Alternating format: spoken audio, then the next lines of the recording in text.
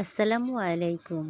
আজকে নিয়ে আসলাম দেশি টাকি মাছের তরকারি কুমড়ো বড়ি দিয়ে। আমি মাছ আর কুমড়ো বড়িটাকে সুন্দর করে তেলে ভেজে উঠে রেখেছি। রান্নাটা হবে টমেটো দিয়ে আর আলু দিয়ে।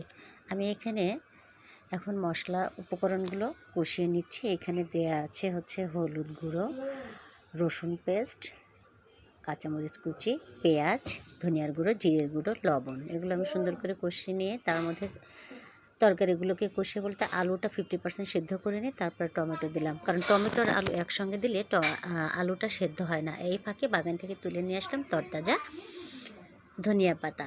তো এখানে তরকারিটা খুব সুন্দর করে আমি কষিয়ে নিচ্ছি। তরকারিতে কষানো যখন হয়ে গেছে তখন পরিমাণ মতো ঝোল দিয়ে দিলাম। বলক চলে আসছে, এ পর্যায়ে দিয়ে দিলাম ভেজে রাখা কুমড়ো বড়ি আর মাছগুলো।